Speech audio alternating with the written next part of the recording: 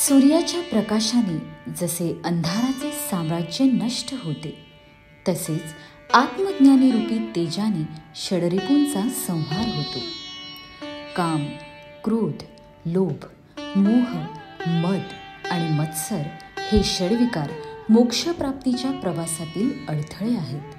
या अडथळ्यांना दूर करून जीवनाची वाट सुखर करायची असल्यास मनाच्या चंचलतेला संयमाचा लगाम घालावा लागतो. भक्तिरूपी मनाच्या व्यायामामुळे संयम विकसित होतो. यामुळे लौकिक व पारमार्थिक सुखाची आणि यशाची प्राप्ती हमखास होते. आत्मज्ञानी सद्गुरू भक्ताला उचित मार्ग दर्शवतात, जेणेकरून नरदेहाचा उद्धार होतो. यासाठी जीवनात सद्गुरू असणे अत्यंत आवश्यक आहे. नरदेहासंबंधी असे अनमोल ज्ञान आपल्या सद्गुरूंच्या मुखातून श्रवण करण्याचे सौभाग्य प्राप्त झाले होते मराठवाड्यातील भाविकांना. निमित्त होते अनंत श्री विभूषित जगद्गुरू रामानंदाचार्य श्री स्वामी नरेंद्राचार्यजी महाराज यांच्या समस्या मार्गदर्शन व दर्शन सोहळ्याचे, जो आयोजित करण्यात आला होता दिनांक 3 व 4 मार्च 2025 रोजी स्वस्वरूप संप्रदायाच्या उपपीठ मराठवाडा क्षेत्र सिमुरगव्हाण या ठिकाणी.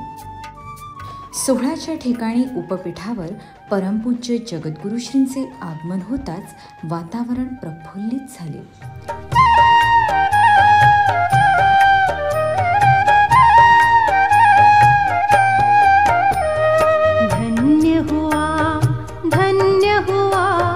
कलियुग में अवतार लिया, धन्य हुआ कलियुग में अवतार लिया.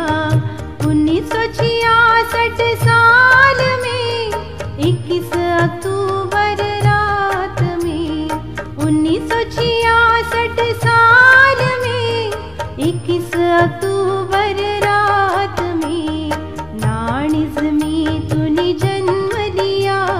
नाणिज वासी धन्य हुआ, धन्य हुआ, धन्य हुआ कलियुग में अवतार लिया. जगद्गुरू नरेंद्राचार्य महाराज संस्थानांच्या वेदसंपन्न पुरोहितांद्वारे यजमानांच्या हस्ते परमपूज्य जगद्गुरुश्रींचे पाद्यपूजन संपन्न झाले.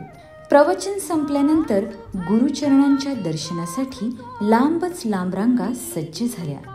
या सोहळ्यात 1035 भाविकांनी उपासक दीक्षा तर 1758 भाविकांनी साधक दीक्षा घेतली व अध्यात्मशास्त्र समजून घेण्यासाठी सज्ज झाले. कार्यक्रमाच्या दुसऱ्या दिवशीही भाविकांचा उत्साह, जल्लोष कणभरही कमी झाला नव्हता. सोहळ्याच्या दोन्ही दिवस सुमारे 55 ते 60 हजार भाविक गुरुभेटी प्रित्यर्थ उपस्थित होते. सोहळ्यात मग्न झालेल्या भाविकांना 2 दिवस कधी सरले हे उमगलेच नाही.